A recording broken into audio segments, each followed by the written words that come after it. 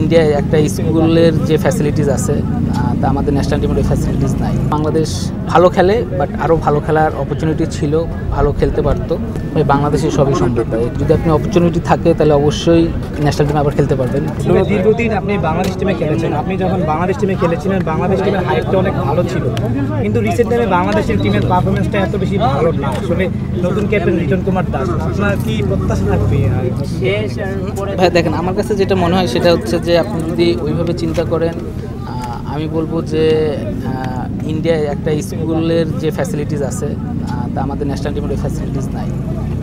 তা সেই অনুযায়ী আমি বলবো বাংলাদেশ ভালো খেলে, বাট আরও ভালো খেলার অপরচুনিটি ছিল, ভালো খেলতে পারতো। বাট আশা করি সবসময় যে ভালো খেলুক এবং দেশের জন্য সুনাম বয়ে আনুক। লিটন কুমার দাস নয়া ক্যাপ্টেন টি-20 ফরম্যাটে, তাকে আসলে কি বলবেন যে দীর্ঘদিনের জন্য ক্যাপ্টেন্সি পেয়েছে, তাকে নিয়ে আপনার কি বলার আছে? না, ক্যাপ্টেনকে নিয়ে আসলে তেমন কিছু বলার নাই, বাট লিটনকে আমি পার্সোনালি চিনি, অনেক কাছ থেকে দেখছি। বাট আমার কাছে যেটা মনে হয় যে ও যেটা আমার বলার আর কি, যে যদি ও কখনো মানে নিজের খেলাটা খেলে তাহলে ও খুব ভালো খেলে আর কি।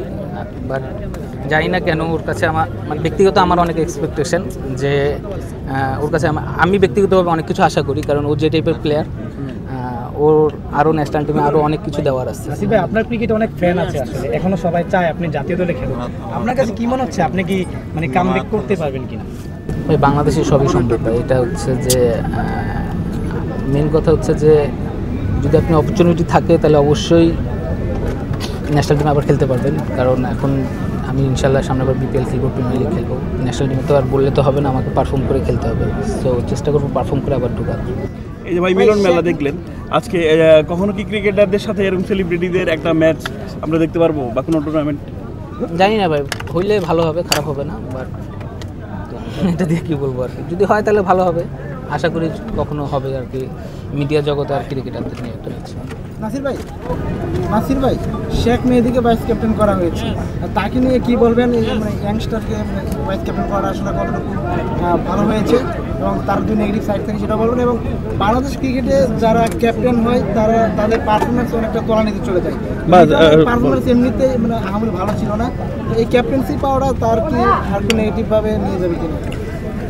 না, নেগেটিভভাবে নেবে না। শেখ মেহেদী অনেক ট্যালেন্টেড একটা প্লেয়ার, আর আমার কাছে মনে হয় যে যদি ক্যাপ্টেন্সি, আমি জানি না যে ও ভাইস ক্যাপ্টেন হয়েছে, বাট যদি ক্যাপ্টেন্সি দিয়েই থাকে তা আমার কাছে মনে হয় যে যাতে লং টাইমের জন্য দেয়, এমন না হয় যে একটা সিরিজ বা দুইটা সিরিজ পরে আবার চেঞ্জ করে। বাট আমার কাছে মনে হয় যদি সে লং টাইমের জন্য ক্যাপ্টেন্সি করে তাহলে ওর জন্য ভালো হবে, টিমের জন্য ভালো হবে। হ্যাঁ, লাস্ট যে দল বিজয়ী হলো তাদের উদ্দেশ্যে কিছু বলতে চান?